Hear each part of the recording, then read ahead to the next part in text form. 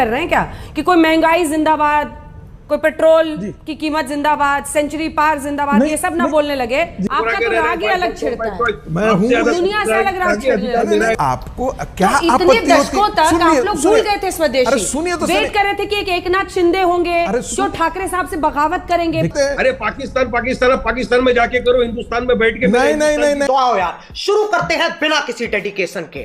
बचे नहीं है, क्या गलत कह रहे हो? जैसे नाम चेंज करो।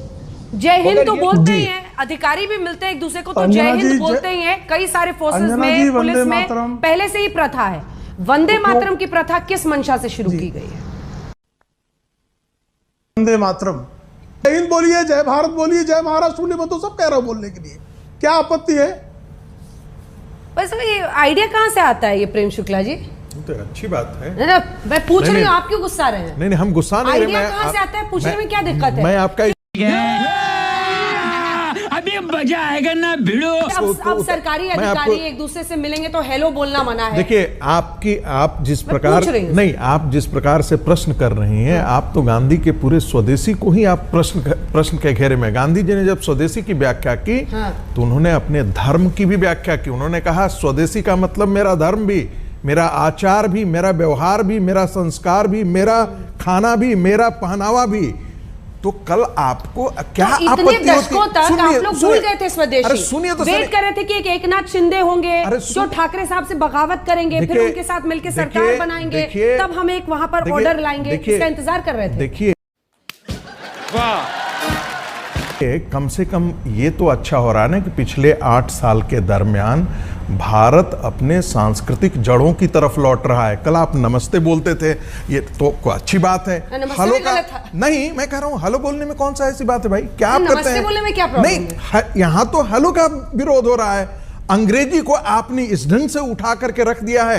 गांधी जी तो कहते थे कि भाई 1000 साल इस देश का बच जाएगा। शिंदे जी का इंतजार कर रहे थे कि एक शिंदे जी आएंगे, फिर उनके साथ हम सरकार बनाएंगे, फिर एक ऑर्डर लाएंगे। देखिए अरे तभी तो मैंने पूछा ना आइडिया कहां से आया, किसका आइडिया था? भारत क्या बात है सर, क्या बात है सर।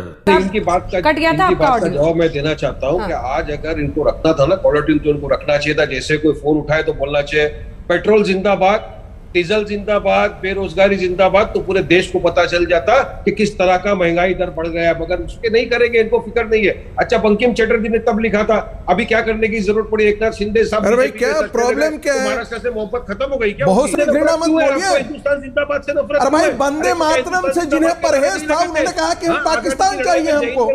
अब बचे हुए भारत का मुसलमान भी कह रहा है कि नहीं, हमको उसी पाकिस्तानी नारे के साथ हम जिंदा रहना चाहते हैं। अरे पाकिस्तान में जाके करो, हिंदुस्तान में बैठ के नहीं। बारिश पठान आपकी ही पार्टी के नेता के पूर्वज पाकिस्तान के पक्ष में थे। सबके पूर्वज आप पहुंच गए, सबके पूर्वज डिसाइड कर लिया। अरे भाई जब उन्होंने कहा, आपका तो राग ही अलग छिड़ता है, मैं हूँ दुनिया से अलग राग छिड़ता। मैं तो उसी राग में इस चीज को अब महंगाई जिंदाबाद, पेट्रोल जिंदाबाद। लीजिए इनका राग, इनका इनसे पूछिए राग।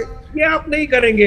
इसी से बचने के लिए प्रेम जी ये सब हो रहा है क्या कि फोन पर कोई महंगाई जिंदाबाद? ठीक है, रुकिए प्रेम जी से एक जवाब लेके फिर चरण जी आपके पास आ रही हूँ। इसीलिए कर रहे हैं क्या कि कोई महंगाई जिंदाबाद, कोई पेट्रोल की कीमत जिंदाबाद, सेंचुरी पार जिंदाबाद, ये सब ना बोलने लगे, इसलिए उनको वंदे मातरम में उलझा के रखिए। वाह दीदी, वाह दीदी। नहीं दीदी, वाह दीदी। आदरणीय सुधीर मुनगंटीवार महाराष्ट्र के संस्कृति मंत्री ने कल ही कहा है कि अगर कोई जय महाराष्ट्र का अभिवादन करना चाहे, जय भारत का अभिवादन करना चाहे, जय भीम का अभिवादन करना चाहे, अगर वारिस पठान जय श्री राम कहना चाहे, तो किसी ने उनको नहीं मना किया। हमारा दिमाग बहुत गर्म हो चुका है। प्रेम जी शुरुआत बीजेपी अगर के वारिस नेताओं से पठान कर महंगाई लेते का हैं। बुर्का पहन के टहलना चाहे तो कोई मनाही नहीं है। महंगाई का बुर्का पहन के टहल लिए साहब, हम कहाँ मना कर रहे हैं? आवाज नहीं, पेट्रोल भाव का बुर्का पहन लीजिए आप। प्रेम जी की आवाज लीजिए, रुक जाइए वारिस साहब, please sir, please shouting match नहीं। ये मैं क्यों आ गया? दो ऑब्जेक्टिव टाइप क्वेश्चन है। पूर्वज जिन्ना जो है वो नाराज थे इसलिए। दो ऑब्जेक्टिव टाइप क्वेश्चन है। एक तो आइडिया कहां से आया, दूसरा बीजेपी नेताओं से शुरुआत क्यों नहीं की? मुझे तो लगता है कि हम अमृत महोत्सव वर्ष के नाते बीजेपी वाले नेताओं से बहुत बातचीत करते हैं, सब हेलो ही कर रहे हैं। यही नहीं, अभी और सुनिए अंजना जी। अच्छा अंजना जी, अच्छा प्रश्न है आपका, उत्तर सुन लीजिए। एक, वंदे मातरम संसद का सत्र जब समाप्त होगा तो ये गीत गाया जाएगा। 50वां वर्ष जब तक स्वतंत्रता का नहीं हुआ था तब तक नहीं गाया गया। किसी ने ये सवाल नहीं किया कि 50वें वर्ष में आप वंदे मातरम गीत संसद के सत्र अवसान के समय क्यों गाते हैं, आपने 50 वर्षों तक क्यों नहीं गाया, ये प्रश्न किसी ने नहीं किया। इसीलिए स्वतंत्रता का अमृत महोत्सव वर्ष होने के नाते अगर वंदे मातरम के प्रचार की बात होती है तो जिन्ना की संतानों की पीड़ा तो समझ में आती है कि वो वंदे मातरम बीजेपी के नेताओं से तो पहले करवा लेते हैं। और पाकिस्तान जिस तरह से चरमराया हुआ है वो लोग देख रहे हैं। बीजेपी के नेताओं को तो पहले याद करा देते अंजना जी, बीजेपी के नेताओं को पहले याद करा देते। हाँ याद है ना, मैं तो वंदे मातरम से शुरू कर सब रहा तो हूँ। हेलो हेलो करते हैं फोन पे। एकदम से याद है कि सर्कुलर में नोटिफिकेशन में अंजना जी, आपने मैंने पहले नहीं सर, एक सेकंड सवाल सुनिए। नोटिफिकेशन में तो आपने बोल दिया वंदे मातरम बोलना है। अब आपके सांस्कृतिक मंत्री कुछ भी बोले बात से, नहीं आप ये भी बोल सकते हो वो भी बोल सकते हो, उसका कोई तात्पर्य नहीं है ना।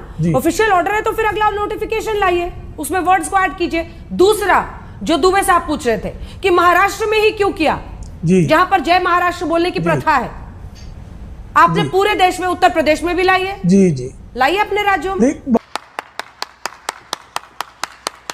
अच्छा प्रश्न है उनका, और मैं कामना करता हूं कि उत्तर प्रदेश, कर्नाटक, मध्य प्रदेश, केरल, अन्य राज्य भी जो है महाराष्ट्र की इस उज्ज्वल परंपरा को अंगीकार करेंगे।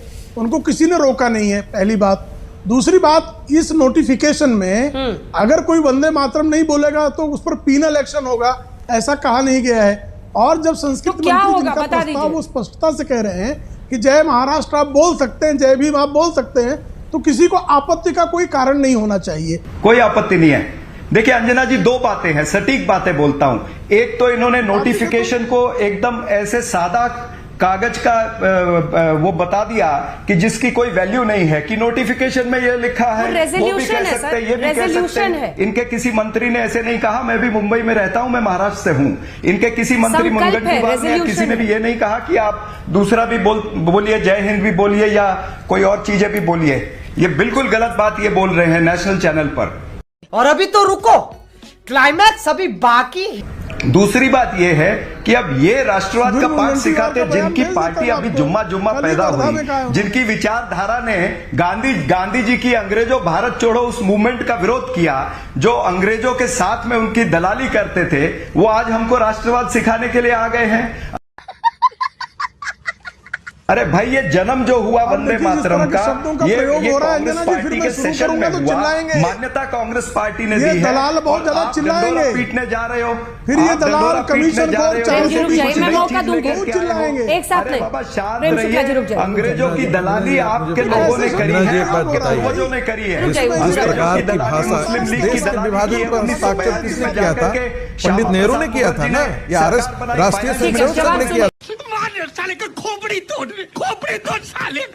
और ये बिल्कुल झूठा आरोप है। अरे जाइए, दलाली करिए आपने, दलाली करिए। हिंदू महासभा ने उसका साथ ये तो इतिहास में लिखा हुआ है। हिंदू महासभा ने देश के कम से कम 25 शहरों में इसका विरोध प्रदर्शन किया था, साइकिल यात्रा निकाली थी। मजा आया, और मैं ये जो मजा है हिंदुस्तान के हर व्यक्ति को देना चाहता हूं।